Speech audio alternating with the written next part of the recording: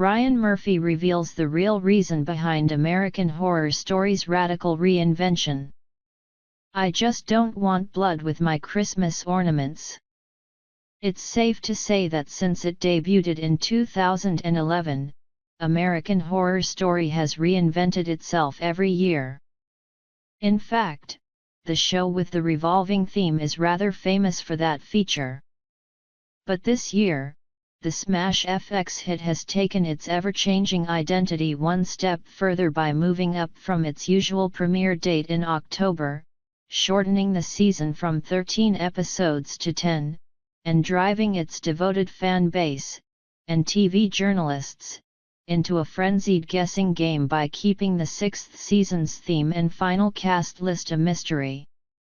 Murphy spoke to Vanity Fair about why he chose to take such a departure from a formula that, if massive ratings and awards attention are any metric, was already working.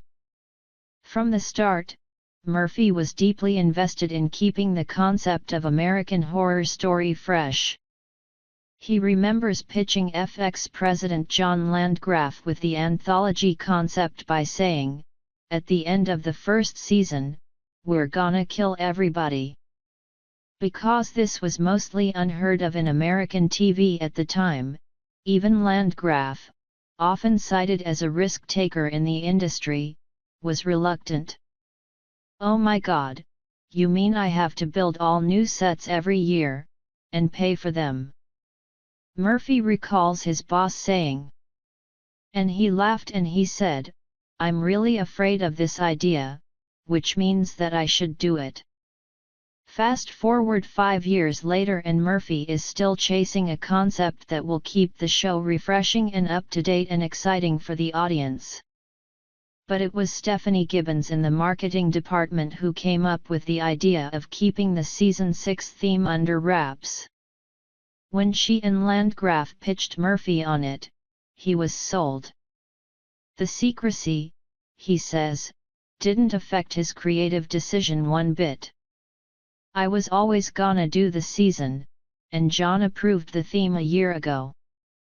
But as we were developing it, we sort of got into this mind space about how do we make it different? It's season 6, how do you make it fresh?" In addition to the mysterious ad campaign, which kept fans guessing in the dog days of summer, FX has kept the theme a secret even from TV reviewers who didn't receive their customary screeners in advance of the show. That might be a good thing, given the mixed reviews last season's premiere received. Critics, it seems, weren't as enamored as audiences were with the addition of Lady Gaga. As for American Horror Story's early, shortened season, Murphy's reasoning is simple: do I really want to be watching a horror show post-Thanksgiving when we get to Christmas? I really don't. Echoing some feedback from the American Horror Story fandom, Murphy explains, "I always watch that show live, and I really love it in the beginning when it's fall, when it's Halloween and before Thanksgiving. And then after that, I just don't want blood with my Christmas ornaments. I just don't." Bold words for the man who brought us TV's creepiest Santa. But the old American Horror Story model would see the series return for an episode or two in January after a small holiday hiatus, often slaughtering the momentum of the season. That may explain why the season 5 finale didn't do nearly as well, ratings-wise, as the season 5 premiere. But this year, Murphy promised, the show is done by Thanksgiving.